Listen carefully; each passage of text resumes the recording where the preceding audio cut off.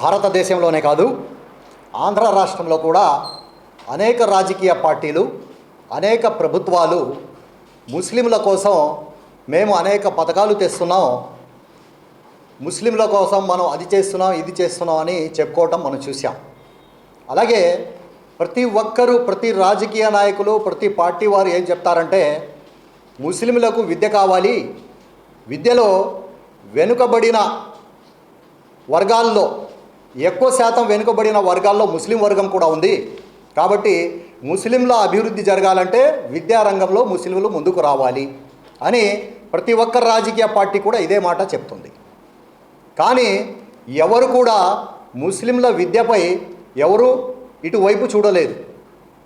మన రాష్ట్ర ప్రభుత్వం, తెలుగుదేశం పార్టీ ప్రభుత్వం, నారా చంద్రబాబు నాయుడు గారి నాయకత్వంలో ఉన్న ఈ ప్రభుత్వం ముస్లింల కోసం మనం ఏం చేయాలి, ముస్లింలు అభివృద్ధి చెందాలంటే మొట్టమొదటిది విద్యారంగంలో ముస్లింలు అభివృద్ధి చెందాలి అని ఆలోచించి ఏం చేయాలని ఆలోచిస్తున్నప్పుడు నారా లోకేష్ గారు దీనికి అంగీకరించడం ఒక బృహత్తరమైన మంచి పథకం ఈరోజు ఆంధ్ర రాష్ట్రానికి వచ్చింది. అదేమిటంటే ఆ భారతదేశ చరిత్రలో ఎన్నడూ ఏ రాష్ట్ర వక్బోర్డ్ కూడా ఇటువంటి పథకాన్ని ప్రవేశపెట్టలేదు. తాలీమే హునర్ అని ఒక వక్ఫ్ ఎడ్యుకేషన్ మిషన్ ద్వారా తాలీమే హునర్ అని ఒక పథకాన్ని ప్రవేశపెట్టడం జరిగింది.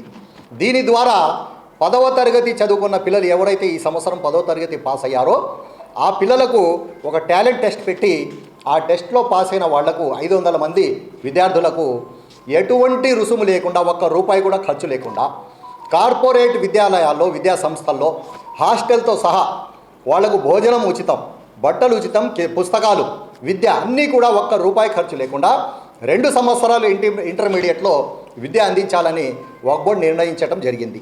దీనికి మనం వక్ఫ్ బోర్డ్ యొక్క నిర్ణయాన్ని మేము ధన్యవాదాలు చెప్తున్నాం, స్వాగతం పలుకుతున్నాం. ఇటువంటి బృహత్తరమైన పథకం భారతదేశంలో ఎక్కడా కూడా లేదు. ఈ పథకాన్ని ఏదైతే తాలీమే హునర్ ఉందో ఈ పథకాన్ని ప్రతి ముస్లిం కుటుంబం కూడా ఉపయోగించుకోవాలని మీడియా ద్వారా మేము విజ్ఞప్తి చేస్తున్నాం.